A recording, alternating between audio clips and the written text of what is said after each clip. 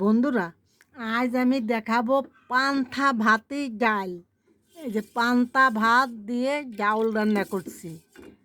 একদম জাউল ছাড়া কেউ বলতে পারবে না এই যে অন্য জাউল। পান্তা ভাতের ডাল একদিন রান্না করে খেয়ে দেখবেন। আমি কিভাবে রান্না করি দেখুন। আমি রাত্রিবেলা রান্না করে ভাত এই যে জল দিয়ে রাখিছি। এই যে ভাত জল দিয়ে রাখিছি। এই ভাত আমি এখন ম্যাশ করব। আমি এইটা এই যে ম্যাশ করে আনিছি, এই যে ম্যাশ করেছি। এর জন্য আমার লাগবে হচ্ছে সরিষা, এই যে সরিষা লাগবে। আমার আমচুর, চেনেন কি না জানি না, এই যে আমচুর, এই যে আমচুর লাগবে। আমার কারি মশলা লাগবে। আমার শুকনো লঙ্কা লাগবে। আমার এই বিষ লঙ্কাটা এইটা লাগবে। এইটা সেন্টে জাউল একদম অন্যরকম হয়ে যাবে। এই যে এইটা লাগবে। কাঁচামরিচও দেওয়া যাবে। এই যে আমি কাঁচামরিচও দিছি, কাঁচামরিচও দেওয়া যাবে। দেখুন আমার রান্নাটা। হলুদ লবণ দিয়ে এই সেই পান্তা ভাত ম্যাশ করে আমি ঢেলে দিলাম,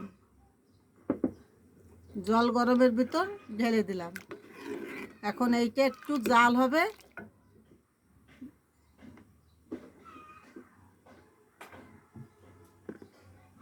দিয়ে দিচ্ছি আমি আমচুর, কাঁচামরিচ আর সেই বিশমরিচ বলে, এই সেই বিশমরিচ আমি কেটে কেটে দিছি। সব দেওয়া যাবে না, তাহলে অনেক ঝাল হবে, বাচ্চারা খেতে পারবে না। লবণ হলুদ তো আছেই, দিতে হয়, দিয়ে দিলাম। তেল দিয়ে দিছি সামান্য, অনেক বেশি তেল দেবেন না। এই যে মরিচ দিয়ে দিচ্ছি, দিয়ে দিচ্ছি আমি গোটা সরিষা, এই যে দিয়ে দিচ্ছি সেই ডাউল।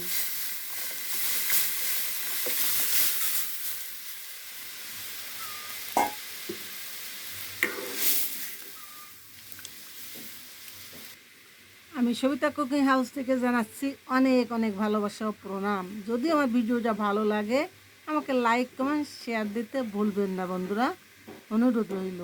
এই দিয়ে দিচ্ছি আমি সেই কারি মশলা। দেখুন জাউল কি সুন্দর দেখা যাচ্ছে। আপনি স্যুপ হিসেবে খালিও আপনার অনেক উপকার হবে শরীরের। একদিন রান্না করে খেয়ে দেখুন বন্ধুরা, অন্য রকম লাগবে। ধন্যবাদ।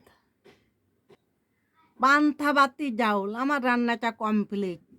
বন্ধুরা একদিন খেয়ে দেখুন, পরের দিন আবার খেতে চাবেন।